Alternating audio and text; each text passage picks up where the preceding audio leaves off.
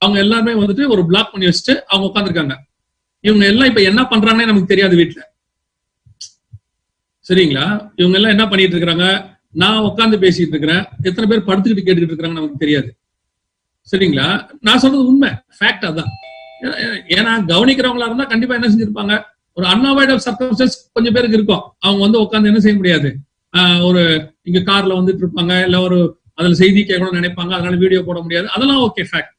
ஆனா ஒரு கூட்டம் கம்பல்சரி எல்லாத்தையும் ஆஃப் பண்ணிட்டு எல்லாம் போட்டு அப்படியே உட்காந்து சாப்பாடு சாப்பிட்டுக்கிட்டே கேட்கறது, படுத்துக்கிட்டே கேட்கறது, அப்புறம் உட்காந்துக்கிட்டு அது ஒரு குரூப் இருக்கு.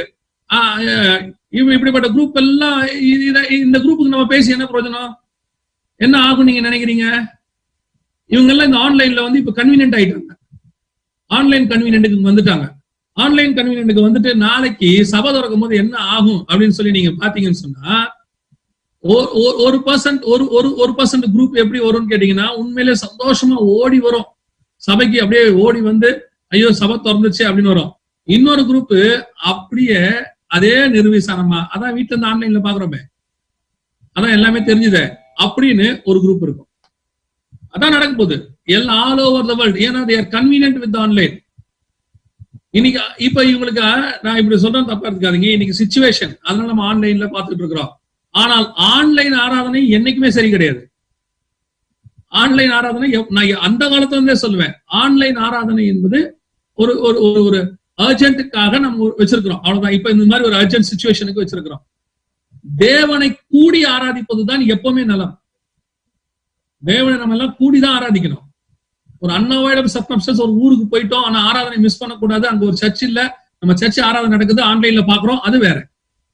ஆனா இப்போ நான் இந்த சிச்சுவேஷனை சொல்லவே இல்லை, இது லாக்டவுன், இப்ப நமக்கு இதான் வேற வழி இல்லை, அது ஓகே.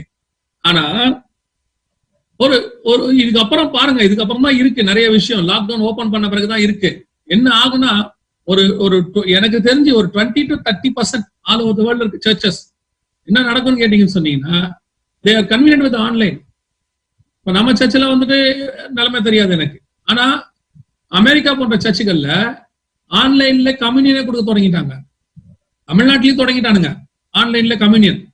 அபத்தம், அபத்தத்திலும் அபத்தம், அகைன்ஸ்ட் டு பைபிள். ஆன்லைன்ல கம்யூனியன் கொடுக்க கூடாது. இன்னைக்கு அது நடந்துட்டு இருக்குது.